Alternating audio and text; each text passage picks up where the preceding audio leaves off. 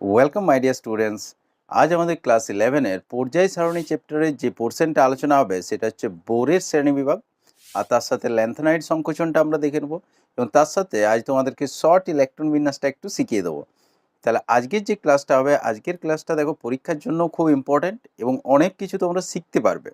আর যদি লাস্টে সময় থাকে তাহলে আমরা পর্যায় সারণীতে কোনো মৌলের অবস্থান কিভাবে বের করা হয়, অর্থাৎ তার পর্যায়, তার গ্রুপ, তার ব্লক কিভাবে বের করা হয় সেটাও আমরা শিখে নেব। তাহলে আজকের ক্লাসটা খুব ইন্টারেস্টিং হতে চলেছে, একটু শেষ পর্যন্ত মন দিয়ে দেখে নাও। এবং প্রতিদিনের মতো আজকের ক্লাসটাও দেখো খুব সহজ লাগবে তোমাদের। দেখো প্রথমে আমরা চলে আসবো বোরের শ্রেণীবিভাগ। বিজ্ঞানী বোর পর্যায় সারণীর যে ব্লক বিভাজনটা আমরা আগের দিনে দেখেছিলাম, এস এস ব্লকটা এইদিকে, পি ব্লকটা এইদিকে, ডি আর নিচে এফ ব্লকটা, এই ব্লক বিভাজন ছাড়াও আরও কয়েকটা বিভাগ করেছিলেন উনি। মানে ওই মৌলগুলোকেই আর কি আরও কয়েকটা ভাগে ভাগ করেছিলেন, সেটাও খুব সহজ দেখো। আর তোমাদেরকে আগেই বলে রাখি, এই পি ব্লকটার এই জায়গাটা একটু লাইটের হয়তো রিফ্লেকশন আসছে, এটা একটু ম্যানেজ করে নেবে। এখানটা খুব একটা দরকারও হবে না আজকে আমাদের মেনলি এস ডি এগুলো মোটামুটি দরকার হবে, পিটা অতটা বেশি দরকার হবে না, তাহলে একটু ম্যানেজ করে নেবে তোমরা। অ্যাকচুয়ালি কী হয়েছে জানো তো, বাড়িতে কিছু লোকজন আসার জন্যে মানে আমার সেট আপটা একটু চেঞ্জ করতে হয়েছে। যেখানে প্রতিদিন আমি রেকর্ডিংটা করি সেখানে রেকর্ডিংটা করছি না, এখন একটু অন্য জায়গায় করছি, যে কারণে তোমাদের একটু হয়তো অসুবিধা হতে পারে। খুব একটা অসুবিধা হতে দেবো না আমি তোমাদেরকে। তো যাই হোক, দেখো আজকের যে ক্লাসটা সেটাও খুব ইন্টারেস্টিংই লাগবে তোমাদের। বিজ্ঞানী বোর যে শ্রেণীবিভাগটা করেছিলেন সেটাতে 4টে ভাগ করেছিলেন মৌলগুলোকে, অর্থাৎ 4টে ভাগে মৌলগুলোকে ভাগ করেছিলেন। এগুলো দেখো সবাই শুনেছ অলরেডি, তাও আমি আরেকবার দেখিয়ে দিচ্ছি। আর এগুলো সম্পর্কে একটু ডিপ নলেজ দরকার, কারণ এটা জানলে তোমার পর্যায় সারণী সম্পর্কে নলেজটা আরও ভালো হবে। আর পরীক্ষাতেও কিছু কোশ্চেন আসে, সেগুলো আমি বলে দেবো তোমাদের। প্রথমেই যে ভাগটা উনি করেছিলেন সেটা হচ্ছে নিষ্ক্রিয় গ্যাস মৌল। কতকগুলো মৌলকে নিষ্ক্রিয় গ্যাস বলা হয় সেটা তো তোমরা অলরেডি জানো, যে হিলিয়াম, নিয়ন, আর্গন, ক্রিপ্টন, জেনন, রেডন, এগুলো হচ্ছে সব নিষ্ক্রিয় গ্যাস। যাই হোক, প্রতিনিধি মৌল হিসাবে একটা ভাগ করেছিলেন তিনি কিছু মৌলকে সন্ধিগত মৌল আর কিছু মৌলকে আভ্যন্তরীণ সন্ধিগত মৌল। তো এগুলো কি বটে আমরা একটা একটা করে দেখে নেব। প্রথমে আমরা আসবো নিষ্ক্রিয় গ্যাস মৌল আমরা কাদেরকে বলবো। দেখো উনি যে বিভাগটা করেছিলেন বিজ্ঞানী বোর, উনি কিন্তু ইলেকট্রন বিন্যাসের ভিত্তিতে এই বিভাগটা করেছিলেন।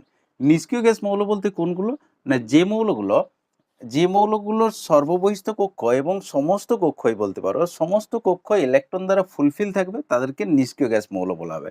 এবং এদের সাধারণ ইলেকট্রন বিন্যাস কি আসবে, NH2 NP6, অর্থাৎ এন বলতে আমাদের বাইরের কক্ষ। আচ্ছা, বাইরের কক্ষের এস এবং পি দুটো অরবিটালে দেখো পুরো ফুলফিল্ড আছে। এসে ম্যাক্সিমাম দুটো ইলেকট্রন থাকতে পারে, পি এ ম্যাক্সিমাম ছোটা থাকতে পারে। তো এক্ষেত্রে ম্যাক্সিমাম ইলেকট্রনই আছে, অর্থাৎ পুরো ফুলফিল্ড আছে, মানে বাইরের কক্ষ পর্যন্ত পুরো ফুলফিল্ড থাকে নিষ্ক্রিয় গ্যাসগুলোর ক্ষেত্রে। এবং নিষ্ক্রিয় গ্যাস কোনগুলো হয়, হিলিয়াম, নিয়ন, আর্গন, ক্রিপ্টন, জেনন এবং রেডন, তাই তো? এগুলো আমরা জানি নিষ্ক্রিয় গ্যাস হিসেবে। তবে এই হিলিয়ামের যে ইলেকট্রন বিন্যাসটা সেটা বাকিদের থেকে একটু আলাদা। হিলিয়ামের পরমাণু ক্রমাঙ্ক হচ্ছে 2, অর্থাৎ এর ইলেকট্রন বিন্যাস হবে 1s2। এর হচ্ছে 1s2। বাকি সবার ইলেকট্রন বিন্যাস NH2 NP6 আকারে প্রকাশ করা যায়। যেমন হচ্ছে নিয়নের যদি আমরা দেখি, এটা 2s2 2p6। আচ্ছা, আর্গনের যদি আমরা দেখি লাস্ট অরবিটালটা, অর্থাৎ লাস্ট কক্ষটা যদি আমরা দেখি, তাহলে 3s2 3p6। তারপরেরটা আমরা পাবো 4s2 4p6, সব একই ধরনের। দেখো জেননের ক্ষেত্রে পাবো 5s2 5p6, আর রেডনের ক্ষেত্রে পাবো 6s2 6p6, তাই তো? ক্রিপ্টনে যদি আমরা পরমাণু ক্রমাঙ্কর কথা ভাবি, এটা হচ্ছে 36, জেননের ক্ষেত্রে হচ্ছে 54, আর রেডনের ক্ষেত্রে হচ্ছে 86। এবং নিষ্ক্রিয় গ্যাসগুলোর আমি বলবো যে এটা তোমরা পরমাণু ক্রমাঙ্কগুলো অন্তত একটু করে রাখবে। নিষ্ক্রিয় গ্যাসগুলোর বিশেষ করে হিলিয়াম, নিয়ন, আর্গন, ক্রিপ্টন, জেনন, রেডন, এটা নিয়ে একটু পরেই আসছি। আমরা যখন শর্ট ইলেকট্রন বিন্যাসটা শিখবো তখন এদের পরমাণু ক্রমাঙ্কগুলো কিন্তু একটু দরকার লাগবে। এখন যেটা বলছিলাম দেখো, যে এদের প্রত্যেকের আমরা ইলেকট্রন বিন্যাস, সাধারণ ইলেকট্রন বিন্যাসটাকে NH2 NP6 হিসাবে আমরা লিখতে পারি, শুধুমাত্র হিলিয়ামটা একটু আলাদা হয়। তাহলে এখানে আমরা দেখতে পাচ্ছি কি, যে লাস্ট যে কক্ষটা, অর্থাৎ এর ধরো 6 নম্বর কক্ষ, এরটা 5 নম্বর কক্ষ, লাস্ট যে কক্ষটা, এদের পুরো লাস্ট কক্ষ পর্যন্ত ইলেকট্রন পুরো ফুলফিল থাকে, এবং সমস্ত ভিতরের কক্ষগুলোতেও ইলেকট্রন ফুলফিল থাকে। যেহেতু সমস্ত কক্ষগুলোতে ইলেকট্রন পুরো ফুলফিল থাকে, তার জন্য এরা খুব সুস্থিত হয়, এরা খুবই স্টেবল হয় এবং রাসায়নিকভাবে খুব নিষ্ক্রিয় হয়। দেখো সুস্থিতির সাথে রাসায়নিকভাবে নিষ্ক্রিয়, অর্থাৎ কেমিক্যালি ইনার্ট হওয়ার একটা সম্পর্ক আছে। যে খুব স্টেবল হবে, যে খুব সুস্থিত হবে, সে কিন্তু রাসায়নিকভাবে কোনো বিক্রিয়া করতে চাইবে না। মানে সে তো স্টেবল আছে, সেই জন্য সে একটু নিষ্ক্রিয় হয়। এটা তার মানে বুঝতে পারছো, সুস্থিতির সাথে রাসায়নিকভাবে যে নিষ্ক্রিয় তার মধ্যে একটা কিন্তু রিলেশন আছে। মানে কি, এরা যদি রাসায়নিকভাবে বিক্রিয়া করতে যায়, অর্থাৎ তাহলে কি করতে হবে, বিক্রিয়া কিভাবে হয়, হয় ইলেকট্রন গ্রহণ বর্জন করতে হবে বা ইলেকট্রন শেয়ার করতে হবে। তাহলে এদের তো ইলেকট্রন ফুলফিল্ড আছে, তাহলে এরা যদি ইলেকট্রন গ্রহণ বর্জন করতে যায় বা ইলেকট্রন শেয়ার করতে যায়, মানে কারোর সাথে যদি বন্ধন গঠন করতে যায়, যেটা আমরা চতুর্থ চ্যাপ্টারে দেখবো পরে ডিটেলসে, তাহলে কি হবে, এদের যে এনার্জিটা বেড়ে যাবে, অর্থাৎ এদের সুস্থিতিটা নষ্ট হয়ে যাবে। সুস্থিতির সাথে এনার্জিরও একটা রিলেশন আছে, সুস্থিতিটা নষ্ট হয়ে যাবে, স্টেবিলিটিটা নষ্ট হয়ে যাবে, কিন্তু সেটা তো এরা চায়নি, স্টেবিলিটি নষ্ট হোক এটা কিন্তু কেউই চায়নি। সুস্থিতির সাথে এনার্জি এবং স্টেবিলিটির কীরকম রিলেশন আছে সেটা আমি তোমাদেরকে একটা ছোট্ট উদাহরণ দিয়ে বোঝাচ্ছি। দেখো, তোমরা দেখবে নর্মালি বাসে টাসে তো ট্রাভেল করেছো মাঝে মধ্যে, বাসে বিশেষ করে তো গেছোই বাড়ির থেকে, হয়তো মেসকে যেখানে পড়াশোনা করছো, এখন হয়তো লকডাউনের জন্য কেউ বাইরে বেরাওনি, সেটা ভালো জিনিস অবশ্যই, কিন্তু আগে তো বাসে ট্রাভেল করেছো, দেখেছো তো বাসে কীরকমভাবে যাতায়াত করতে হয়, সবারই আশা করি অভিজ্ঞতা আছে, যার না আছে সে একটু কল্পনা করে নেবে, ম্যাক্সিমামেরই থাকবে আমি জানি। তো যাই হোক, বাসে যখন উঠো তোমরা একটা জিনিস লক্ষ্য করে দেখবে, এনার্জির সাথে স্টেবিলিটি বা সুস্থিতির কীরকম সম্পর্ক। বাসে যখন তুমি উঠো, ধরো বাড়ি যাচ্ছ, মেস থেকে বাড়ি যাচ্ছ, বা যেখানে তুমি পড়াশোনা করতে সেখান থেকে বাড়ি যাচ্ছ, তাহলে বাসে ওঠার পরে তোমার প্রথম যেটা বিষয় থাকে, যদি বাসটা একটু ফুলফিল থাকে আর কি, বাসে যদি লোকজন বেশি থাকে, তখন তোমার যেটা প্রথম একটা ব্যাপার হয় সেটা হচ্ছে সিট পাওয়ার একটা ব্যাপার থাকে। অর্থাৎ চারদিকটা একটু দেখো যে সিট আছে কিনা কোথাও খালি, তাহলে সিট থাকলে বসে পড়বে, এটা ন্যাচারাল একটা ব্যাপার, মানে একটু স্টেবল হবে। তাহলে প্রথমে উঠেই তুমি কি করো, যখন দেখো যে সিট কোথাও নেই, প্রথমে তো তুমি একটা গোটা বাসটা মোটামুটি একটু দেখার চেষ্টা করো বা একটু চলে চলে যাওয়ার চেষ্টা করো বিভিন্ন দিকটাতে। তার মানে কি, সেই সময় তোমার এনার্জি কিন্তু হাই, স্টেবিলিটি কিন্তু লো। এনার্জি আর স্টেবিলিটি পুরো দেখো ব্যস্তানুপাতিক। যখন এনার্জি হাই তখন স্টেবিলিটি কিন্তু নেই, মানে তুমি বাসটাতে গোটাই ঘুরে বেড়াচ্ছ এবং যখন দেখছো কোথাও সিট নেই, তখন তুমি কি করবে বলো তো, জিজ্ঞেস করবে, যে ব্যক্তিরা বসে আছে বাসের সিটে তাদেরকে জিজ্ঞেস করবে যে দাদা আপনি কোথায় যাবেন, বা দিদি আপনি কোথায় যাবেন। যদি দেখো যে কেউ একজন সামনে নেমে যাবে সামনের স্টপেজে, তখন কি করো, যে তাকে বলো যে তাহলে ওই জায়গায় সিটটা আমাকে দিবেন। তাই তো, এই অভিজ্ঞতাটা আছে তো, সবাই যদি নাও করো অন্তত দেখেছো কাউকে কাউকে করতে বিষয়টা। তো যাই হোক, যথারীতি জিজ্ঞেস করো যে দাদা ওই জায়গায় সিটটা আমাকে তাহলে দিবেন। তারপরে কি করো, তুমি ওই জায়গায় দাঁড়িয়ে পড়ো। দাঁড়িয়ে পড়ো মানে কি, কিছুটা তুমি স্টেবল হলে এবং তুমি এনার্জিও কিছুটা ছেড়ে দেবে দেখবে, মানে এতক্ষণ যে বাসে গোটাই ঘুরে বেড়াচ্ছিলে বা চারদিকে দেখছিলে সেটা তোমার কিন্তু অনেকটা কমে যাবে। তারপরে পরের স্টপেজে যখনই ওই ব্যক্তি নেমে যাবে সিট থেকে, তখনই তুমি ওনার সিটে বসে পড়বে। এবং সিটে বসে পড়ার পরে যেটা ন্যাচারালি যে বিষয়টা হয়, তারপরে কিন্তু একেবারেই তুমি আর খোঁজ করবে না যে কোথায় সিট ফাঁকা আছে বা না আছে। তার মানে কি, সেই সময় তুমি পুরো স্টেবল হয়ে গেছো এবং পুরো এনার্জি ছেড়ে তুমি রিল্যাক্স হয়ে গেছো, অর্থাৎ স্টেবিলিটি তোমার তখন বেড়ে গেছে। এবং তখন তুমি কেমিক্যালি ইনার্টও হয়ে গেছো, অর্থাৎ কারোর সাথে আর কিন্তু ট্রানজ্যাকশন করছো না, যে দাদা আপনি কোথায় যাবেন এরকম জিজ্ঞেস করছো না আর, মানে পুরোপুরি নিষ্ক্রিয় হয়ে গেছো, ওই জায়গায় বসে পড়েছো। তার মানে ব্যাপারটা বুঝতে পারছো, যখন স্টেবল হচ্ছ তখন কিন্তু তুমি অনেকটা নিষ্ক্রিয় হয়ে যাচ্ছ, আর তোমার এনার্জিও তুমি তখন ছেড়ে দিচ্ছ, যে এনার্জিটা নিয়ে এতক্ষণ ঘুরে বেড়াচ্ছিলে সেই এনার্জিটাও ছেড়ে দিচ্ছ। তো মৌলগুলোর ক্ষেত্রেও ঠিক একই রকম ব্যাপার হয়, যখন তাদের এনার্জি বেশি থাকে তখন তারা কিন্তু স্টেবল নয়, তারা ছুটে বেড়াচ্ছে, কিন্তু যখন সে স্টেবল হবে তার এনার্জিটা কিন্তু কমে যাবে, সে এনার্জি ছেড়ে দেবে আর রাসায়নিকভাবে নিষ্ক্রিয় হয়ে যাবে। যখন স্টেবল হয়ে যাবে সে রাসায়নিকভাবে নিষ্ক্রিয় হয়ে যাবে। তাহলে আশা করি উদাহরণটার সাহায্যে তোমরা মোটামুটি ভালোই বুঝতে পেরেছো, বুঝতে পারলে কিনা আমাকে একটু কমেন্ট করে অবশ্যই জানাবে। এরপর আমরা আসবো প্রতিনিধি মৌল অর্থাৎ রিপ্রেজেন্টেটিভ মৌল। এগুলো কি না, বিজ্ঞানী বোর যেটা বলেছিলেন, যেভাবে ভাগ করেছিলেন সেটা হলো, যে সমস্ত মৌলগুলোর সবচেয়ে বাইরের একটা কক্ষ ইলেকট্রন দ্বারা ফুলফিল থাকে না, অর্থাৎ একটা হলেও বা কিছু হলেও ইলেকট্রন শর্ট থাকে, পুরো ফুলফিল থাকে না, সবচেয়ে বাইরের কক্ষটা, তাদেরকে বলা হচ্ছে প্রতিনিধি মৌল। এখন তাহলে প্রতিনিধি মৌল কারা হবে, না দেখো, প্রতিনিধি মৌল হবে যেটা হচ্ছে গ্রুপ 1 আর গ্রুপ 2 অর্থাৎ এস ব্লকটা।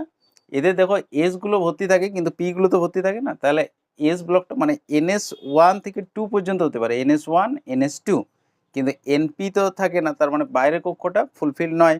আর হচ্ছে তোমার এই পি ব্লকের যে মৌলগুলো আছে, শুধু নিষ্ক্রিয় গ্যাসের গ্রুপটা বাদ দিয়ে বাকি যতগুলো রয়েছে পি ব্লকের, সেগুলো সব হচ্ছে প্রতিনিধি মৌলর মধ্যে পড়ছে। আশা করি ব্যাপারটা বোঝা যাচ্ছে। তার মানে এই ক্ষেত্রে প্রতিনিধি মৌল কোন কোনগুলো হচ্ছে, দেখো গ্রুপ 1A মানে 1 নম্বর গ্রুপটা, আর গ্রুপ 2A অর্থাৎ যেগুলো হচ্ছে আমাদের এস ব্লকের, তাই তো? এগুলো সব হচ্ছে আমাদের এস ব্লকের গ্রুপ 1A 2A। আর পি ব্লকের কতগুলো গ্রুপ আসছে? পি ব্লকের কে কে আসছে না, এটা শুরু হচ্ছে তোমার 3A থেকে, তাহলে 3A 4A 5A 6A, আচ্ছা 7A হবে তারপর, আর 8টা কিন্তু হবে না, মানে এই 7A পর্যন্ত, অর্থাৎ নিষ্ক্রিয় গ্যাসগুলো বাদ দিয়ে বাকি যেগুলো থাকছে।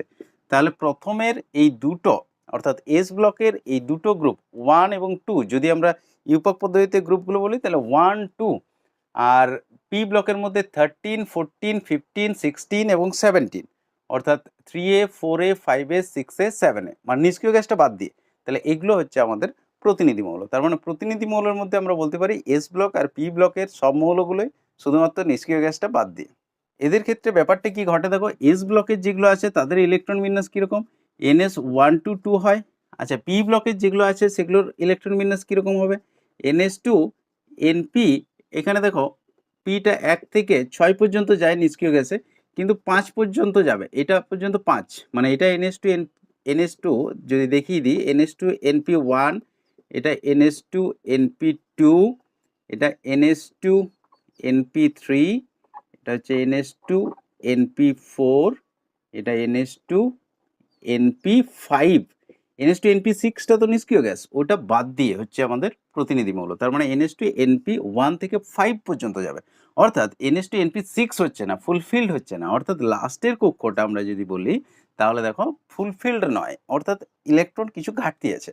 এখন এই ঘাটতিটার জন্য এরা তো নিষ্ক্রিয় গ্যাসের মতো ইলেকট্রন বিন্যাস পায়নি, এরা চেষ্টা করে কি সবসময় নিষ্ক্রিয় গ্যাসের মতো ইলেকট্রন বিন্যাসটা লাভ করতে, তাহলে কিছু ইলেকট্রন গ্রহণ বা কিছু ইলেকট্রন বর্জন করে, মানে গ্রহণ করে পরের নিষ্ক্রিয় গ্যাসটা বা বর্জন করে আগের নিষ্ক্রিয় গ্যাসটার মতো যদি ইলেকট্রন বিন্যাস পেয়ে যায় তাহলে এরা স্টেবল হয়ে যাবে। এবং মৌলগুলো সবসময় চেষ্টা করে স্টেবল হতে, তাহলে এদের এই ইলেকট্রন গ্রহণ বর্জনের প্রবণতাটা খুব তীব্র হয়, যাতে কোনো রকম নিষ্ক্রিয় গ্যাসের মতো ইলেকট্রন বিন্যাসটা এরা লাভ করতে পারে। এটাই এদের রাসায়নিক সক্রিয়তার একটা উৎস বলতে পারো, এটাই মেন ফ্যাক্টর, এই জন্যেই এরা রাসায়নিকভাবে খুব সক্রিয় হয়। এবং প্রতিনিধি মৌলগুলো প্রকৃতিতে প্রচুর পরিমাণে পাওয়া যায়, রাসায়নিকভাবে খুব সক্রিয় হয় এবং এদেরকে টিপিক্যাল এলিমেন্টও বলা হয়। নেক্সট আমরা আসবো সন্ধিগত মৌল বা ট্রানজিশন এলিমেন্ট। এগুলো কোন মৌলগুলো সন্ধিগত মৌল? অলরেডি তোমরা দেখেছো একবার, সন্ধিগত মৌল হচ্ছে যেগুলো ডি ব্লকের মৌল থাকে, এরা হচ্ছে সবাই সন্ধিগত মৌল। দেখো এই জায়গাটা হয়তো একটু রিফ্লেকশন হবে, একটু একটু জাস্ট অ্যাডজাস্ট করে নাও, ডি ব্লকের গুলো এটা মাথায় রাখবে এবং তোমাদের বই থেকেও পর্যায় সারণীর ছবিটা দেখতে পাবে, বা আমি বলেছিলাম দেখবে যে বাজার থেকে একটা পর্যায় সারণীর পাড়াতে এরকম কিনে রাখবে, মানে 10 টাকা 20 টাকা দাম নেবে, খুব একটা দাম নয়, কিন্তু এরকম একটা পর্যায় সারণী বাড়িতে থাকলে তোমাদের অনেক সুবিধা হবে, পর্যায় সারণী সম্পর্কে আইডিয়া ক্লিয়ার হয়ে যাবে অনেক। তো যাই হোক, ডি ব্লক যে মৌলগুলো এগুলো হচ্ছে আমাদের সন্ধিগত মৌল। এখন দেখো সন্ধিগত মৌল বিজ্ঞানী বোর যেটা শ্রেণীবিভাগ করেছেন সেটা কিভাবে করেছিলেন, যে এই সমস্ত মৌলগুলোর সবচেয়ে বাইরের দুটো কক্ষ, মানে একদম সবচেয়ে বাইরের কক্ষটা আলটিমেট সেল আমরা বলতে পারি, আর তার ঠিক ভিতরের কক্ষটা অর্থাৎ পেনাল্টিমেট সেল আমরা বলতে পারি, সবচেয়ে বাইরের দুটো কক্ষ ইলেকট্রন দ্বারা ফুলফিল থাকবে না, অর্থাৎ তার মধ্যে কিছুটা ইলেকট্রন শর্টেজ থাকবে, সেগুলোকে বলা হচ্ছে সন্ধিগত মৌল। যাই হোক ওটা মনে রাখার দরকার নেই, শুধুমাত্র মনে রাখবে যে এগুলো সব হচ্ছে আমাদের ডি ব্লক মৌলগুলো, জাস্ট এইটুকু জেনে রাখবে। ডি ব্লক যদি মৌলগুলো দেখো সেগুলো সব হচ্ছে সন্ধিগত মৌল। এবং আধুনিক যে সংজ্ঞাটা সন্ধিগত মৌলের ক্ষেত্রে সেটা হচ্ছে যে সমস্ত মৌলের ভূমিস্তর অবস্থায় বা কোনো স্থায়ী জারণ স্তর অবস্থায়, দুরকম অবস্থায় হতে পারে, দেখো ভূমিস্তর অবস্থায় এগুলো কি বটে একটু পরে বলছি, বা কোনো স্থায়ী জারণ স্তর অবস্থায় আংশিকভাবে পূর্ণ, এই দেখো আংশিকভাবে পূর্ণ, এই জায়গাটা ইম্পর্টেন্ট, ডি অরবিটাল থাকে তাদেরকে বলা হচ্ছে সন্ধিগত মৌল। আংশিক পূর্ণ মানে পুরোপুরি কমপ্লিটলি ফিল্ড নয়, এক দুটো ইলেকট্রন অন্তত শর্টেজ থাকবে বা কয়েকটা ইলেকট্রনের শর্টেজ থাকবে, তাদেরকে আমরা বলছি সন্ধিগত মৌল। কাদেরকে বলছি? যে মৌলগুলোর অপূর্ণ ডি অরবিটাল থাকে, বা বলতে পারি আংশিকভাবে পূর্ণ ডি অরবিটাল থাকে। কখন না, নর্মালি থাকতে পারে ভূমিস্তর অবস্থাতে, নর্মাল যে ইলেকট্রন বিন্যাস আমরা করেছি সেগুলোতে, অথবা কোনো স্থায়ী জারণ স্তর অবস্থায়। এটা আমি দেখিয়ে দিচ্ছি, দেখো এই সংজ্ঞাটা পারতো একটু করে রাখবে, সংজ্ঞাটা হয়তো পরীক্ষাতে ডাইরেক্ট নাও আসতে পারে, কিন্তু এটার থেকে কোশ্চেন আসতে পারে, কিরকম কোশ্চেন আসতে পারে সেটাও আমি বলে দিচ্ছি।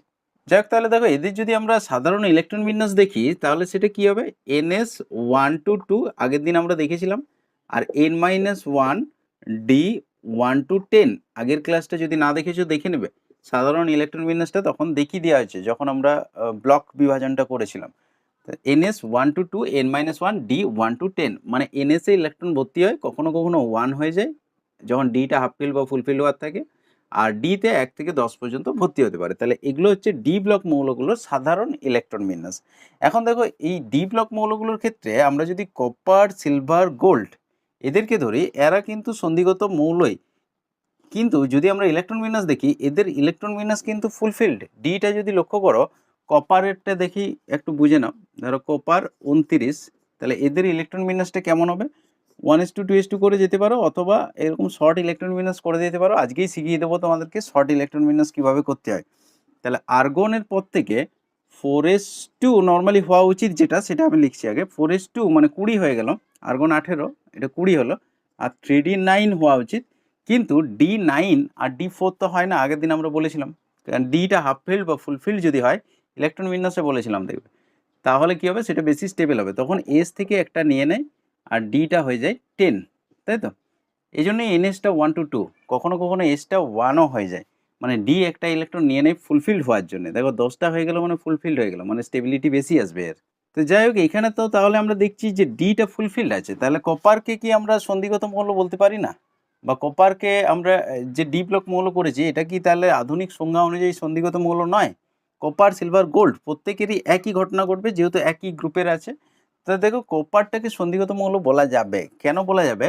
কারণ কপারের একটা স্থায়ী জারণ স্তর অবস্থা হচ্ছে Cu2+, Cu প্লাসও হয়, Cu2+ হয়, তাহলে Cu+ যখন করবে তখন এস থেকে একটা বেরোবে। সর্ববহিস্থ কক্ষ কোনটা? 3 আর 4-এর মধ্যে সবচেয়ে বাইরের কক্ষ কোনটা? 4 নম্বরটা বাইরের কক্ষ, অবশ্যই 3 নম্বর কক্ষ, তারপরেই তো 4 নম্বর কক্ষ হবে, তাহলে 4 নম্বর কক্ষটা বাইরের কক্ষ। তাহলে শুধু যদি Cu+ করতাম তাহলে তার ইলেকট্রন বিন্যাস কী হতো সেটাও দেখিয়ে দিচ্ছি। দেখো আর্গনের পরে তাহলে এস থেকে একটা বেরিয়ে গেল, 4s থেকে বেরিয়ে গেল, যেহেতু এটা বাইরের কক্ষ, তাহলে 3d10, এইখানেও ডিটা ফুলফিল্ড আছে। তাহলে এই অবস্থা তো এটা কিন্তু আধুনিক সংজ্ঞা অনুযায়ী সন্ধিগত মৌল বলা যাচ্ছে না এখনো পর্যন্ত। কিন্তু Cu2+ যদি আমরা দেখি, Cu2+ এর ক্ষেত্রে কি দেখবো, আর্গনের পর থেকে তাহলে দুটো ইলেকট্রন বেরোতে হবে। এখানে কপার যেটা ছিল তাতে দুটো ইলেকট্রন বেরোতে হবে, তাহলে 4s থেকে তো একটা বেরোলো, আরেকটা 3d10 থেকে বেরোবে, তার মানে এটা হয়ে যাবে 3d9। বা এই কপার প্লাসের রেসপেক্টে যদি দেখো তাহলে আরেকটা বেরোতে হবে, মানে D10 ছিল তো আরেকটা কমবে, D9 হবে। তাহলে এইখানে দেখো ডিটা পুরোপুরি ভর্তি নেই, অর্থাৎ আংশিকভাবে পূর্ণ হয়েছে, বা অপূর্ণ ডি অরবিটাল আমরা বলতে পারি, পুরো ফুলফিলড হয়নি। কিন্তু Cu2+টা একটা স্থায়ী জারণ অবস্থা কপারের, সেই জন্যই বলা হয়েছে যে ভূমিস্তর অবস্থায়, ভূমিস্তর হচ্ছে যেটা নর্মাল পরমাণুটা থাকবে, এটা হচ্ছে ভূমিস্তর অবস্থা, বোঝা যাচ্ছে? আর এইগুলো হচ্ছে স্থায়ী জারণ স্তর অবস্থা। ওই জন্য দুটোকেই ইনক্লুড করা হয়েছে। দেখো ভূমিস্তর অবস্থায় বা কোনো স্থায়ী জারণ স্তর অবস্থায় অপূর্ণ ডি অরবিটাল থাকবে, এইখানে দেখো অপূর্ণ ডি অরবিটাল রয়েছে, যে কারণে এটাকে বলা হচ্ছে সন্ধিগত মৌল। তাহলে আধুনিক সংজ্ঞা অনুযায়ী আমরা বলতে পারি কপার, সিলভার, গোল্ড এরা সন্ধিগত মৌলের মধ্যেই পড়ছে। কিন্তু সেই জায়গাতে জিঙ্ক, ক্যাডমিয়াম, মার্কারি যদি দেখো তাহলে এদের কোনো জারণ অবস্থাতেই কিন্তু অপূর্ণ ডি অরবিটাল পাওয়া যাবে না। জিঙ্কের ব্যাপারটা দিয়ে আমরা একটু দেখে নিচ্ছি কীরকম দাঁড়াচ্ছে। তাহলে জিঙ্কের যেটা ভূমিস্তর অবস্থা, জিঙ্ক হচ্ছে 30, তাহলে এর যদি আমরা ইলেকট্রন বিন্যাস করি, আর্গন 18 পরে আসবে 4s2 অর্থাৎ 20 হলো, 3d10 অর্থাৎ ভূমিস্তর অবস্থায় তো ফুলফিল্ড রয়েছে। এখন জিঙ্কটা 2+ হতে পারে, ম্যাক্সিমাম 2+ই হয় জিঙ্ক, জিঙ্কের একটাই জারণ স্তর। আচ্ছা, তাহলে আর্গনের পর দুটো ইলেকট্রন বেরোবে লাস্টের কক্ষ থেকে, 4 নম্বর কক্ষ থেকে দুটো ইলেকট্রন বেরিয়ে যাবে। আচ্ছা, তাহলে 4s2টা বেরিয়ে গেল, তার মানে 3d10 শুধু পড়ে থাকলো। এইখানেও দেখো অপূর্ণ কিন্তু নয়, পরিপূর্ণ আছে, ডি অরবিটালটা ফুলফিল্ড আছে। তাহলে জিঙ্কের কোনো অবস্থাতেই আমরা অপূর্ণ ডি অরবিটাল পাচ্ছি না, বা আংশিকভাবে পূর্ণ ডি অরবিটাল পাচ্ছি না। তাহলে জিঙ্কে সংজ্ঞা অনুযায়ী কিন্তু সন্ধিগত মৌল বলা যায় না। ব্যাপারটা বোঝা যাচ্ছে? একই ঘটনাটা জিঙ্কের সাথে যারা আছে অর্থাৎ ক্যাডমিয়াম, মার্কারি এদের ক্ষেত্রেও ঘটে থাকে, এদেরও কোনো অবস্থাতেই তুমি অপূর্ণ ডি অরবিটাল পাবে না। যেহেতু অপূর্ণ ডি অরবিটাল পাওয়া যাচ্ছে না, তাহলে এদেরকে কিন্তু সন্ধিগত মৌল সংজ্ঞা অনুযায়ী বলা যাচ্ছে না, কিন্তু ধর্মের কিছুটা মিল থাকার জন্য এদেরকে ডি ব্লকের মধ্যেই রাখা হয়েছে, এবং লাস্ট ইলেকট্রনটা ডি অরবিটালে ঢুকছে বলে ডি ব্লকের মধ্যে আছে, কিন্তু সন্ধিগত মৌল, প্রকৃত সন্ধিগত মৌল কিন্তু বলা যাবে না। তাহলে এই জায়গাটা কোশ্চেন আসতে পারে, কখনো হয়তো এই কপারটা দিয়ে দিতে পারে যে কপারকে কি প্রকৃত সন্ধিগত মৌল বলা যায়, সেটার ক্ষেত্রে উত্তর হবে যে হ্যাঁ বলা যাচ্ছে, কারণ কপার 2+ এর ক্ষেত্রে অপূর্ণ ডি অরবিটাল থাকছে। আর সবচেয়ে ইম্পর্টেন্ট কোশ্চেন, যে জিঙ্ক, শুধু জিঙ্ক দিতে পারে অথবা জিঙ্কের সাথে যারা আছে সবার নামে উল্লেখ করে দিতে পারে, যে জিঙ্ক, ক্যাডমিয়াম, মার্কারি, বা শুধু জিঙ্কে বললে হয়তো যে একে কি সন্ধিগত মৌল বলা যায়, যুক্তিসহ ব্যাখ্যা করো। তো জিঙ্কে কিন্তু বলা যায় না, মানে আধুনিক সংজ্ঞা অনুযায়ী জিঙ্কে সন্ধিগত মৌল কিন্তু অ্যাকচুয়ালি বলা উচিত নয়। এবং তার ব্যাখ্যাটাও তোমরা খুব সহজেই দিয়ে দিতে পারবে যে জিঙ্কের কোনো অবস্থাতেই, অর্থাৎ ভূমিস্তর বলো বা স্থায়ী জারণ অবস্থা বলো, কোনো অবস্থাতেই অপূর্ণ ডি অরবিটাল নেই, সুতরাং জিঙ্কে প্রকৃত সন্ধিগত মৌল কিন্তু বলা যায় না। নেক্সট আমরা লাস্ট যে বিভাগটা আছে সেটাতে চলে আসছে আভ্যন্তরীণ সন্ধিগত মৌল, অর্থাৎ ইনার ট্রানজিশন এলিমেন্টস। এবং আভ্যন্তরীণ সন্ধিগত মৌল কোনগুলো হবে, যেগুলো হচ্ছে এ ব্লক মৌল আছে, এ ব্লকের গুলো হচ্ছে আভ্যন্তরীণ সন্ধিগত মৌল। এবং এ ব্লকের বলতে কোনগুলো তোমরা বুঝতেই পারছো আশা করি, যেগুলো পর্যায় সারণীর একেবারে নিচে স্থান দেওয়া হয়েছে, অর্থাৎ যেগুলো মূল সারণীতে আমাদের ধরেনি তার জন্য নিচে স্থান দেওয়া হয়েছে। ল্যান্থানামের পরবর্তী যে 14টা মৌল আছে আর অ্যাক্টিনিয়ামের পরবর্তী যে 14টা মৌল আছে, অর্থাৎ এগুলোকে বলা হচ্ছে ল্যান্থানাইড মৌল আর এগুলো হচ্ছে অ্যাক্টিনাইড মৌল। এবং এগুলো কোথায় আছে, এইখানে ল্যান্থানামের সাথে অবস্থান করে ল্যান্থানাইডগুলো, আর এখানে অ্যাক্টিনিয়ামের সাথে অবস্থান করে অ্যাক্টিনাইডগুলো। এগুলো সব হচ্ছে এ ব্লক মৌল, বোঝা যাচ্ছে। যেগুলো হচ্ছে এ ব্লক মৌল তাদেরকেই আমরা বলছি আভ্যন্তরীণ সন্ধিগত মৌল। এবং এদের যদি আমরা লাস্টের কক্ষের ইলেকট্রন বিন্যাস দেখি, সাধারণ ইলেকট্রন বিন্যাস, তাহলে NS2 N-2, আগের দিনে ব্লক বিভাজনের ক্লাসটাতে আমরা দেখিয়েছিলাম, দেখবে যে এদের সাধারণ ইলেকট্রন বিন্যাসটা কীরকম হবে। NS2 N-2 F1 to 14 পর্যন্ত যায়, 1 থেকে 14টা ইলেকট্রন ম্যাক্সিমাম ভর্তি হতে পারে। আর N-1টা ডি, এটা 0 to 1 হয়ে রয়ে যায়, অর্থাৎ প্রথম যে ইলেকট্রনটা সেটা ডি এ ঢুকে যায়, যেটা হচ্ছে ল্যান্থানামের ক্ষেত্রে যেটা ঘটছে, ডি এ ঢুকে যায়, তার জন্য ল্যান্থানামটা হচ্ছে আমাদের ডি ব্লক মৌল, আর তার পরেরগুলো এফ এ ঢুকে, ঠিক আছে। তো এই যে একটা ইলেকট্রন ডিতে ঢুকে গেল, এটা কখনো কখনো এফ আবার টেনে নেয়, যখন হাফ ফিল্ড বা ফুলফিল হওয়ার ব্যাপার থাকে কখনো কখনো টেনে নেয়, যে কারণে এটা 0 হয়ে যায় কখনো, ওই জন্য 0 to 1 থাকলো। আর এফটা তো 1 থেকে 14 পর্যন্ত ম্যাক্সিমাম ভর্তি হতে পারে, যে কারণে এফ ব্লকে দেখবে 14টা মৌল স্থান পাচ্ছে। যাই হোক, এটা হচ্ছে আমাদের সাধারণ ইলেকট্রন বিন্যাস, আগের দিন ডিটেলসে করেছি, আগের ক্লাসটা যদি না দেখেছো ওটা অবশ্যই দেখে নেবে, যেটা ব্লক বিভাজনের ক্লাস ছিল। তাহলে এখানে কোন কোন মৌলগুলো স্থান পাচ্ছে আমরা আরেকবার যদি দেখে নিই, যে ল্যান্থানাম 57 পদ থেকে শুরু হচ্ছে, ল্যান্থানামটা আমাদের ডি ব্লকের মধ্যে পড়ছে, এটা কিন্তু ডি ব্লক মৌলের মধ্যে পড়ছে। কেন না, এটাতে ওই ডিতে একটা ভরে যায়, এফটা 0 রেখে একটা ভরে যায়, যেটা হচ্ছে আমরা আব্বাও নীতির ব্যতিক্রমও বলতে পারি। তার পদ থেকে যেগুলো আছে, অর্থাৎ 58 সিরিয়াম থেকে শুরু করে 71 লুটেসিয়াম পর্যন্ত, এতটা পর্যন্ত হচ্ছে তোমার যে 14টা মৌল, সেগুলো হচ্ছে আমাদের সব ল্যান্থানাইড মৌল বলা হয়। এটা হচ্ছে পর্যায় 6 এর মধ্যে দেখবে পাবে। যদি আমরা পর্যায়টা দেখি তাহলে 6 নম্বর পর্যায়ের মধ্যে আসবে। এ দেখো, এখানে দেখো ল্যান্থানামের পদ থেকে যেগুলো আসছে 58 সেরিয়াম থেকে শুরু করে 71 লুটেসিয়াম পর্যন্ত, এবং এগুলো সব কোথায় অবস্থান করে, পর্যায় সারণীতে এই 6 নম্বর পর্যায়ে অবস্থান করছে এবং 3 নম্বর গ্রুপে অবস্থান করছে। এদের সবার গ্রুপ কিন্তু একটাই, 3 নাম্বার। এটা একটু অড জিনিস, এবং এটা পর্যায় সারণীর একটা ত্রুটির মধ্যে বলা যায়, যে এতগুলো 14টা মৌল একটা গ্রুপেই, একটা ঘরেই। আচ্ছা, একই রকম 7 নম্বর পর্যায়ে আছে অ্যাক্টিনিয়ামের পদ থেকে, অ্যাক্টিনিয়ামের পরমাণু ক্রমাঙ্ক হচ্ছে 89, এটা ডি ব্লকের, কারণ এটাতে ডিতে একটা ইলেকট্রন ঢুকে যায়। তারপর থেকে 90 থোরিয়াম থেকে তোমার চলে যাচ্ছে 103 লরেন্সিয়াম পর্যন্ত, 103 লরেন্সিয়াম পর্যন্ত। এই মৌলগুলো যদি আমরা একবার দেখে নিই, দেখো অ্যাক্টিনিয়ামের পর থেকে 90 থোরিয়াম থেকে শুরু করে 103 লরেন্সিয়াম পর্যন্ত। যদি একটু লাইটের রিফ্লেকশন হচ্ছে, একটু বইয়ের পর্যায় সারণী থেকে দেখে নেবে। তাহলে এই মৌলগুলো, এই যে 14টা মৌল কোথায় অবস্থান করছে, 7 নম্বর পর্যায়ে, ঠিক আছে। অ্যাক্টিনিয়ামের যে ঘরটা, সেই ঘরটাতেই, মানে একটা গ্রুপেই, 3 নম্বর গ্রুপেই। তাহলে ল্যান্থানাইড মৌলগুলো বলো বা অ্যাক্টিনাইড মৌল, এগুলো সব উপরেরগুলো হচ্ছে ল্যান্থানাইড মৌল, এগুলো অ্যাক্টিনাইড মৌল বলা হয়।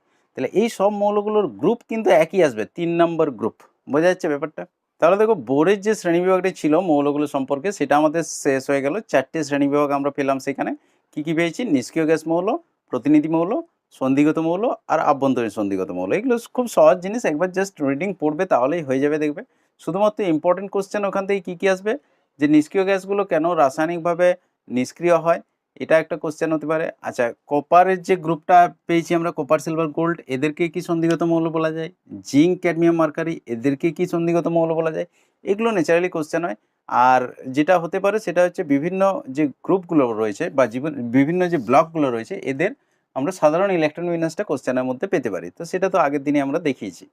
এরপর নেক্সট আমরা চলে আসবো ল্যান্থানাইড সংকোচন। এটা খুব ইম্পর্টেন্ট, খুব মানে খুব ইম্পর্টেন্ট। বোর্ডের ক্ষেত্রেও আসতে পারে, বোর্ডের কোশ্চেনে, এবং তোমাদের জয়েন্ট বা নিটের ক্ষেত্রেও এই কোশ্চেনটা আসতে পারে, এই ধরনের কোশ্চেন। দেখো ল্যান্থানাইড যে সংকোচন বিষয়টা সম্পর্কে একটু ধারণা রাখতে হবে। বোর্ডের ক্ষেত্রে তো সরাসরি চলে আসে যে ল্যান্থানাইড সংকোচন কি এবং এর কারণ কি। তো ল্যান্থানাইড সংকোচনটা কি হয়, যেগুলো আমাদের ল্যান্থানাইড মৌল আমরা পেলাম, অর্থাৎ ল্যান্থানামের পর থেকে 58 সেরিয়াম থেকে 71 লুটেসিয়াম পর্যন্ত, এই যে 14টা মৌল, এই 14টা মৌলের ক্ষেত্রে আমরা কি লক্ষ্য করব, যে যত তোমরা দেখো একটা পর্যায় বরাবর যদি বাম দিক থেকে ডান দিকে আসা যায়, বা আমরা বলতে পারি যে এই যে ল্যান্থানাইড মৌলগুলো এটা বাম দিক থেকে যদি ডান দিকে আসো, মানে সিরিয়াম থেকে শুরু করে লুটেসিয়াম পর্যন্ত ধীরে ধীরে যদি আসো, তাহলে দেখা যাবে কি ওদের সাইজটা ধীরে ধীরে ছোট হচ্ছে, মৌলের পরমাণুগুলোর সাইজটা ধীরে ধীরে ছোট হচ্ছে। অর্থাৎ সিরিয়ামের সাইজটা যদি এত বড় হয়, তারপরটা এরকম আসবে, এরকম আসবে, ধীরে ধীরে ধীরে ধীরে কমতে থাকবে এবং আস্তে আস্তে যেয়ে খুব ছোট হয়ে যাবে। তার মানে সবচেয়ে ছোট কি হবে, লুটেসিয়াম, তাই তো? তাহলে যদি আমরা সাইজটা দেখি ধীরে ধীরে ছোট হবে। পরমাণুগুলো, নর্মাল পরমাণুগুলো, সব পরমাণুগুলোকে যদি আমরা এম দ্বারা প্রকাশ করি, সাধারণভাবে ধরো এম দ্বারা প্রকাশ করলাম, তাহলে সাইজটা এরকম ছোট হয়ে যাচ্ছে।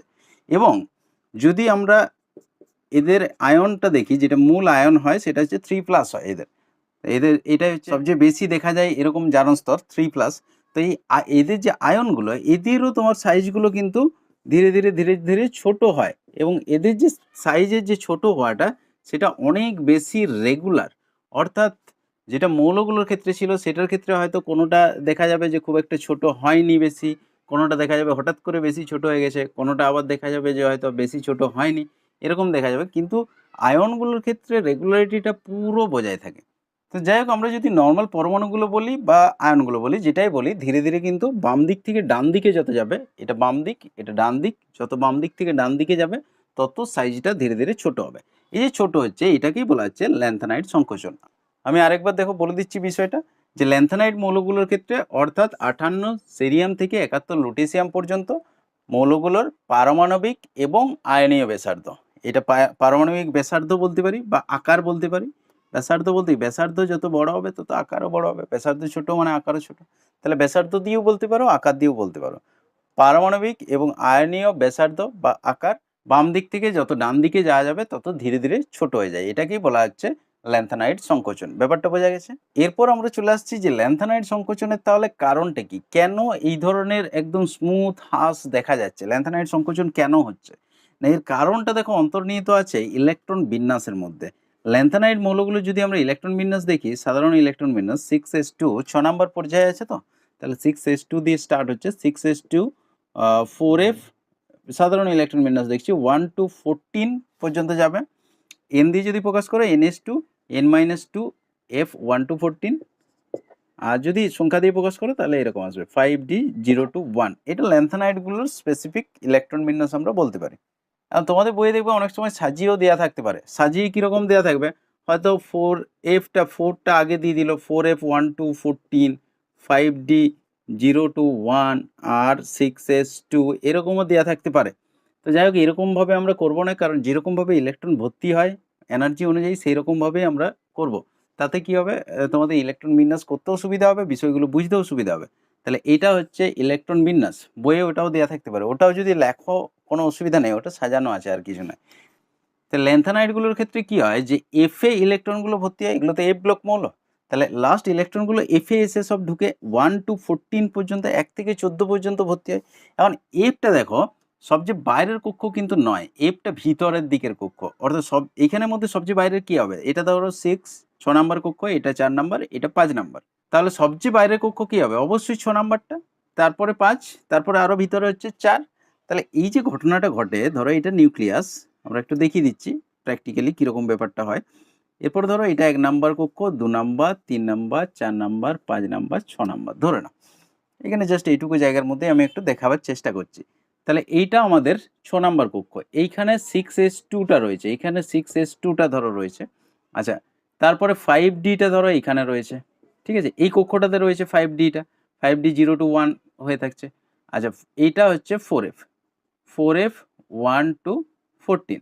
এখন ল্যান্থানাইড মৌলগুলোর ক্ষেত্রে তাহলে কি হবে, যত সিরিয়াম থেকে তুমি ধীরে ধীরে অগ্রসর হবে, ধরো 58, তারপরে কাকে পাবে 59, 60, 61 এরকম ধীরে ধীরে যত অগ্রসর হবে একদম 71 পর্যন্ত, তত তার মানে কি হচ্ছে এখানে 58 আছে মানে কি এর প্রোটন সংখ্যা হচ্ছে 58টা আর ইলেকট্রন সংখ্যা হবে 58টা সিরিয়ামের ক্ষেত্রে। তার পরেরটায় 59 হচ্ছে মানে কি প্রোটন সংখ্যাও এক একক বাড়ছে, অর্থাৎ 59টা প্রোটন হচ্ছে, ইলেকট্রনও হবে 59টা। ব্যাপারটা বোঝা যাচ্ছে? যখন 60 হচ্ছে তার মানে প্রোটনও একটা বাড়লো, 60 হলো, আর ইলেকট্রনও একটা বাড়লো। এখন ইলেকট্রনটা ঢুকছে কোথায়? ইলেকট্রনটা ঢুকছে A4 অরবিটালে, তাই তো? এ ব্লক মৌল। কিন্তু A4 অরবিটালের যে আকৃতিটা সেটা খুব পরিব্যাপ্ত, মানে ছড়িয়ে ছিটিয়ে থাকে। ছড়িয়ে ছিটিয়ে থাকার জন্য এর যে আবরণী প্রভাবটা কম হয়। এখন তোমাদেরকে জানতে হবে যে আবরণী প্রভাবটা কি? দেখো, আবরণী প্রভাবটা এই জায়গাতে একটু বুঝিয়ে দিচ্ছি বিষয়টা। আবরণী প্রভাব হচ্ছে নিউক্লিয়াসটাকে কেন্দ্র করে যে বিভিন্ন কক্ষ বা উপকক্ষগুলো আমাদের থাকে। ধরো এটা হচ্ছে ১ নম্বর কক্ষ, n এর মান হচ্ছে 1, এটা 2, এটা 3, এটা 4, আরো যদি দাও এটা 5, আরো দিলে 6, 7 এরকম হবে। তো যাই হোক, এখানে সমস্ত কক্ষগুলোতেই ইলেকট্রন থাকে। ১ম কক্ষে হয়তো ২ টো থাকলো, তারপরে ৮ টা থাকলো। আমি অতগুলো দেখাচ্ছি না, জাস্ট কয়েকটা দেখিয়ে দিচ্ছি। এটাতেও কিছু ইলেকট্রন থাকে, এটাতেও কিছু ইলেকট্রন থাকে। ঠিক আছে? সব কক্ষগুলোতে কিছু কিছু ইলেকট্রন তো অবশ্যই থাকবে, এটাতেও কিছু ইলেকট্রন থাকে। তাহলে আবরণী প্রভাব ব্যাপারটা কি? না, আবরণী প্রভাব হলো এই যে ভিতরের কক্ষে যে ইলেকট্রনগুলো আছে, এই ইলেকট্রনগুলো বাইরের কক্ষের ইলেকট্রনগুলোকে নিউক্লিয়াস যে আকর্ষণ করে রেখেছে, নিউক্লিয়াস তো সবাইকে আকর্ষণ করে রেখেছে। তাহলে এই যে বাইরের কক্ষের ইলেকট্রনটাকে নিউক্লিয়াস আকর্ষণ করে রাখবে, এই আকর্ষণটাকে বাধা দেয় ভিতরের কক্ষের ইলেকট্রনগুলো। এটা একটা এক্সাম্পল দিয়ে তোমাদেরকে একটু বুঝিয়ে দিচ্ছি। দেখো, ধরো তোমরা যখন মেসে টেসে থেকেছো, লক্ষ্য করে দেখবে ব্যাপারটা তোমাদের সাথেও ঘটেছে হয়তো অনেকবার, বা যদি না ঘটেছে তাহলে একটু কল্পনা করে নেবে বিষয়টা। ধরো তুমি যে রুমটাতে থাকছো, যেখানে পড়াশোনা করছিলে, এখন হয়তো বাড়িতে চলে এসছো, এখন ব্যাপারটা আলাদা হয়ে গেছে, আগের সেন্সে একটু ধরে নেবে বিষয়টা। ধরো তুমি যে রুমটায় থাকছো, সেই রুমটাতে তোমার সাথে আরও তোমার বন্ধু থাকতে পারে, কোনো বন্ধু থাকতে পারে, তোমার সহপাঠী কেউ, বা তার পাশাপাশি রুমে থাকতে পারে, এবং তোমাদের মধ্যে একটা ভালো রকম বন্ধুত্ব ধরো আছে এবং থাকে, ম্যাক্সিমাম সময়তেই থাকে, ভালো রকম একটা বন্ধুত্ব থাকে। এরপরে তোমার কোনো এক পুরনো বন্ধু, ধরে নাও পুরনো বন্ধু, তুমি যে শহরটাতে রয়েছো বা যে জায়গায় রয়েছো পড়াশোনা করার জন্যে, সেই শহরেই কিন্তু একটা পুরনো বন্ধু এসছে, কিন্তু সে অনেক দূরে এসছে, মানে হয়তো 5 কিলোমিটার দূরে কোনো একটা বাস স্টপেজে সে নেমেছে। তার ওখানে কিছু কাজ আছে সেই জন্য সে নেমেছে। সে এমন নয় যে তোমার সাথে দেখা করতে এসেছে, সে ওখানে একটা কাজ আছে তার জন্য সে নেমেছে। এখন সে যেহেতু একই টাউনে এসছে, তাহলে সে কি করবে? তোমাকে একটা ফোন করবে যে আমি এসছি, তাহলে দেখা টেখা করবি কি, তাহলে একটু আয়, একটু গল্প টল্প হবে। এরকম ন্যাচারালি বন্ধুদের মধ্যে হয় যে ঠিক আছে, পুরনো বন্ধু, অনেক দিন দেখা হয়নি, হয়তো ছোটবেলাকার বন্ধু বা গ্রামের বন্ধু, সে এসছে, তাহলে দেখা করার জন্য সে হয়তো ফোন করলো। এখন তোমরা হয়তো এখানে কিছু একটা কাজ করছিলে বা বন্ধুদের সাথে আড্ডা দিচ্ছিলে বা পড়াশোনা করছিলে, যাই করছিলে। তাহলে তোমরা যখন তোমার বন্ধুর কল পেয়ে হয়তো ভাবছো যে ঠিক আছে তাহলে যাবো না যাবো না, একটু ভেবে দেখি, অনেকটা দূরও বটে। তখন তোমার আশেপাশের যে বন্ধুরা থাকবে, যদি একসাথে ছিলে তোমরা, তাহলে কি হবে? তারা তোমাকে দেখবে সবসময় একটা রিপালশন দেবে ওই বন্ধুটার থেকে। মানে তারা সবসময় চেষ্টা করবে, না যেতে হবে না, থাক। অতদূর যেয়ে কি করবি? আমরা এখানে বেশ ভালোই খেলাধুলা করছি, বা কিছু একটা করছো, গল্প করছো। থাক, এখানেই থাকি। তো এই জিনিসটা যেমন বন্ধুদের মধ্যে হয়, মানে কাছের বন্ধুরা কি করে? ওকে ঘিরে রাখে এবং তাদের একটা অ্যাট্রাকশন থাকে। তাহলে কাছের বন্ধুরা সবসময় যে দূরে, অনেক দূরে এসছে, তার কাছে যেতে বা তার প্রতি যে আকর্ষণটাতে কিছুটা হলেও কিন্তু একটা আবরণের কাজ করছে। কিছুটা হলেও সেটাকে আড়াল করছে। সেটা জেনে হোক বা না জেনে হোক, এমনও হতে পারে যে অনেক সময় তোমারই মনে হবে যে থাক, আর অত দূরকে যেতে হয় না। এখানেই বন্ধুদের সাথে বেশ ভালো খেলাধুলা হচ্ছে, এখন খেলাধুলাই করি। এরকমটা অনেক সময় হয় যে ঠিক আছে তোর সাথে পরে দেখা করে নেব। তো ইলেকট্রনগুলোর ক্ষেত্রেও একই ঘটনা ঘটে। যে ইলেকট্রনগুলো নিউক্লিয়াসের কাছে থাকে, তারা নিউক্লিয়াসকে অনেকটা আবরণী দেয় বলতে পারো, বা অনেকটা আড়াল করে একদম বাইরের দিকের যে ইলেকট্রনগুলো আছে তাদেরকে আকর্ষণ করার থেকে। মানে নিউক্লিয়াস যে তাদেরকে আকর্ষণ করবে সেই আকর্ষণ বলটাকে বাধা দেয়। কারা বাধা দিচ্ছে? যারা ভিতরের কক্ষের ইলেকট্রন, মানে যারা নিউক্লিয়াসের তুলনামূলক কাছে আছে। তাহলে এই ইলেকট্রনগুলোর, এই ভিতরের কক্ষের যতগুলো ইলেকট্রন আছে, এদের কিন্তু একটা আবরণী প্রভাব কাজ করবে। আবরণী প্রভাবটা কি, ব্যাপারটা বুঝতে পারলে? মানে বাইরের কক্ষের ইলেকট্রনটাকে আকর্ষণ করার থেকে একটা বাধা দেয় নিউক্লিয়াসকে, বা বলতে পারো পর্দার মতো অনেকটা আড়াল করে দিচ্ছে, আবরণী দিয়ে দিচ্ছে। এই কারণে এটাকে বলা হচ্ছে আবরণী প্রভাব বা শিল্ডিং ইফেক্ট। বাইরের কক্ষের যে ইলেকট্রনগুলো, তাদের কিন্তু আবরণী প্রভাব থাকবে না, কারণ তার বাইরে তো আর কেউ নেই। তাহলে আবরণী প্রভাব থাকতে পারে সবসময় বাইরের কক্ষের থেকে ভিতরের কক্ষের, মানে ভিতরের কক্ষের ইলেকট্রনগুলো সবসময় আবরণী প্রভাব থাকবে।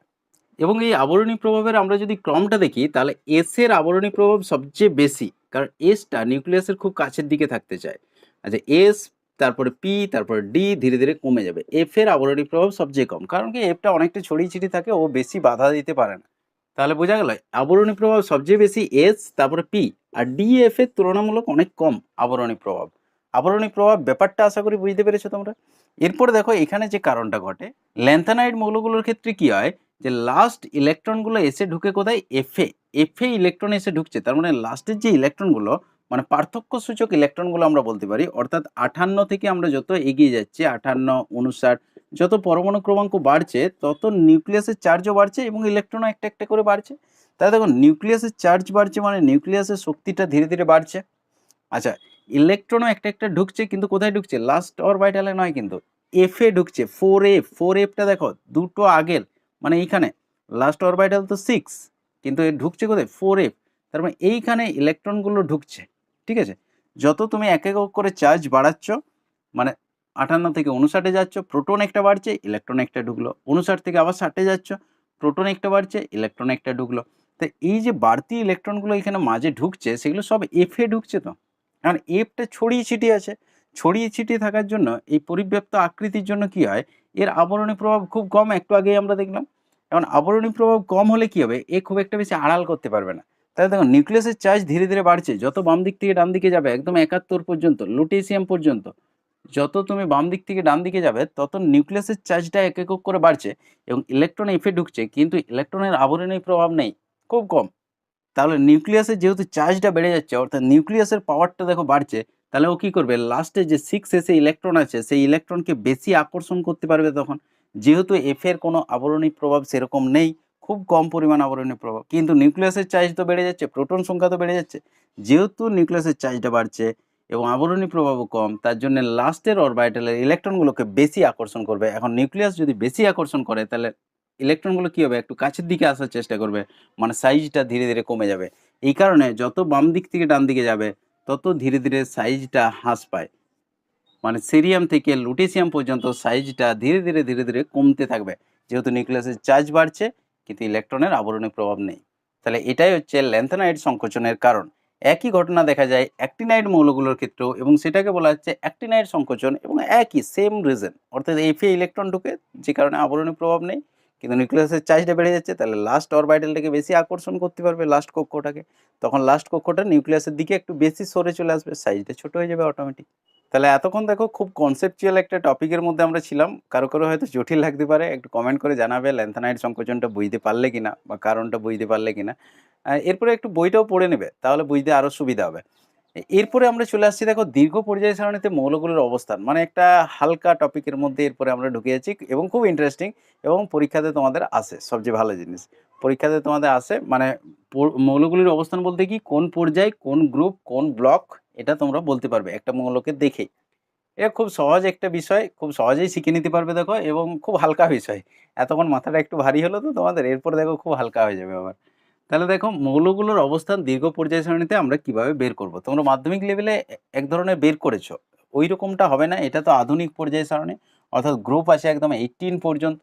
তাহলে সেই অনুযায়ী আমরা কিভাবে বের করব, তার জন্য যে নিয়মটা আছে দেখো, প্রথমত হচ্ছে পর্যায়টা আমরা কিভাবে পাবো। দেখো পর্যায়টা আমরা বুঝতে পারবো শেষ কক্ষ সংখ্যাটা, অর্থাৎ ইলেকট্রন বিন্যাস আমাদেরকে করতে হবে আগে মৌলটার। তাহলে ইলেকট্রন বিন্যাস করলে শেষ কক্ষের যে সংখ্যাটা আসবে সেটাই হবে তার পর্যায়ের সমান, সেটাই হবে তার পর্যায় সংখ্যা আমরা বলতে পারি। আচ্ছা, নিয়মটা আগে আমি লিখে দিচ্ছি, তারপরে তোমাদেরকে বিষয়টা বুঝিয়ে দিচ্ছি।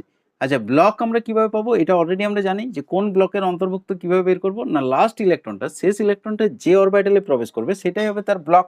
যদি এসে ঢুকে তাহলে এস ব্লক, পি এ ঢুকলে পি ব্লক, এরকমভাবে হয়। আচ্ছা, শ্রেণী আমরা কিভাবে পাবো, শ্রেণী বা গ্রুপটা আমরা পাবো ব্লকটা বের করার পর। এটা আমি একটু পরে আসছি, আগে এই দুটো বুঝিয়ে দিই, তারপরে এটা দেখাচ্ছি, তাহলে তোমাদের বুঝতে সুবিধা হবে। এখন দেখো কোনো একটা মৌলের, ধরো তুমি 7 নম্বর মৌল, 7 নম্বরে আছে কি নাইট্রোজেন, তাহলে নাইট্রোজেনের যদি আমরা পর্যায়, ব্লক এগুলো বের করি, তারপরে শ্রেণীটাতে আসছি, তাহলে এর ইলেকট্রন বিন্যাসটা চাই 1s2 2s2, আমি পুরো ইলেকট্রন বিন্যাসই করে দিচ্ছি, তাহলে 4 হলো। আচ্ছা, 2p3, তাই তো। তাহলে টোটাল দেখো 7 হয়ে যাচ্ছে, 2 আর 2 4 আর 3 7। তাহলে এটা হচ্ছে নাইট্রোজেনের ইলেকট্রন বিন্যাস। ইলেকট্রন বিন্যাস যখন আমাদের হয়ে গেল, এরপরে দেখতে হবে যে পর্যায় কত, মানে শেষ কক্ষের সংখ্যাটা। এইটা দেখো 1 নম্বর কক্ষ, আর 2 আছে মানে এটা হচ্ছে 2 নম্বর কক্ষ, তাই তো? তাহলে এর শেষ কক্ষ সংখ্যা হচ্ছে 2। তার মানে এখানে পর্যায় আমরা যদি বের করি তাহলে পর্যায় পেয়ে যাচ্ছি আমরা 2। আচ্ছা, যদি ব্লক বের করতে চাই, ব্লক কত আসবে? লাস্ট ইলেকট্রনটা কোন অরবিটালে প্রবেশ করেছে সেই অনুযায়ী আমরা ব্লকটা পাবো। লাস্ট ইলেকট্রনটা দেখো পি তে প্রবেশ করেছে, তাহলে এর ব্লক হবে পি, পি ব্লকের অন্তর্ভুক্ত। এখন এই দুটো জিনিস তো তোমরা বুঝতে পারছো, পর্যায় আর ব্লকটা। এরপরে শ্রেণীটাতে আমরা চলে আসছি। দেখো ব্যাপারটা বুঝতে পারলে তো? লাস্ট কক্ষটাই হবে তার পর্যায়, আর যে অরবিটালে লাস্ট ইলেকট্রনটা ঢুকেছে সেটা হবে তার ব্লক। গ্রুপটা বা শ্রেণীটা, শ্রেণীর ইংরেজি হচ্ছে গ্রুপ, তাই তো? ইংলিশ টার্মগুলো আমি একটু লিখে দিচ্ছি। পর্যায়টাকে বলা হয় পিরিয়ড, আর ব্লকটাকে ব্লকই বলা হয়। তাহলে এটা হচ্ছে ব্লক। এখন দেখো পর্যায়টা আর ব্লকটা পেয়ে যাওয়ার পরে তুমি গ্রুপটা পাবে, অর্থাৎ শ্রেণীটা পাবে। তার আগে ব্লকটা না পেলে কিন্তু শ্রেণীটা এখানে বের করা যাবে না। তাহলে ব্লকটা তোমাকে মাঝে কিন্তু অবশ্যই বের করতে হবে, যেটা মাধ্যমিক লেভেলে কিন্তু থাকেনি। তার মানে ব্যাপারটা বুঝতে পারলে, লাস্ট অরবিটালটা হচ্ছে তার পর্যায়, আর লাস্ট ইলেকট্রনটা যে অরবিটালে ঢুকেছে সেটা হচ্ছে তোমার ব্লক।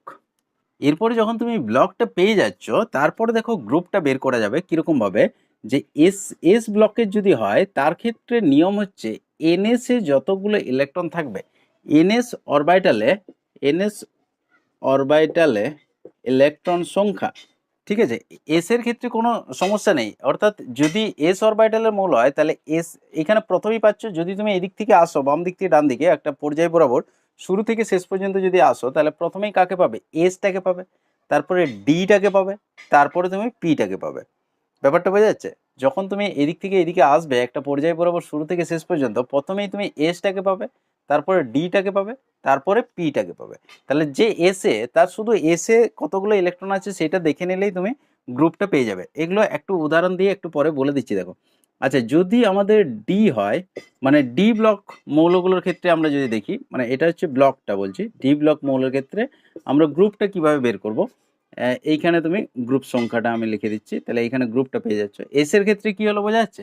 এনএস এ যতগুলো ইলেকট্রন আছে। ডি এর ক্ষেত্রে কি হবে দেখো, NS plus N minus one ডিতে, মানে এস আর ডিতে যতগুলো ইলেকট্রন আছে টোটাল এই নাম্বারটা। কেন এসটাকেও ধরতে হলো? কারণ যখন ডি ব্লক মৌল হবে তখন তোমার এসটা পেরিয়েই ডিটাতে আসবে, ঠিক আছে? ব্যাপারটা বোঝা যাচ্ছে? তার জন্য NS plus N minus one ডিতে যতগুলো ইলেকট্রন থাকবে সেটাই হবে তার গ্রুপ সংখ্যা। আচ্ছা, যদি আমরা পিটা দেখি, পিটার ক্ষেত্রে কি হবে? এনএস প্লাস ডিটাও পেরোতে হবে ওকে। যদি দেখো পি এ কোনো মৌল, তাহলে এস পেরাচ্ছে, ডি পেরাচ্ছে, তারপরে পি। তার মানে এনএস প্লাস ডিটা যখন পেরোচ্ছে এন মাইনাস ওয়ান ডি লিখতে পারি, বা এটা 10 করে দিচ্ছি, একবারে 10 করে দিচ্ছি, কারণ ডিতে 10টা মৌল আছে, এখানে 10টা মৌল আছে, তাহলে 10 যোগ করে দিলেই হয়ে যাবে। শুধু ডিটা আর ধরার দরকার নেই, 10 প্লাস এনপি। ব্যাপারটা বোঝা যাচ্ছে? এনএস প্লাস 10 প্লাস এনপিতে যতগুলো ইলেকট্রন আছে। আর এফ এর ক্ষেত্রে গ্রুপ সংখ্যা কি হবে? তোমরা নিজেরা একটু বলার চেষ্টা করো দেখি এফ এর গ্রুপ সংখ্যা কি হবে।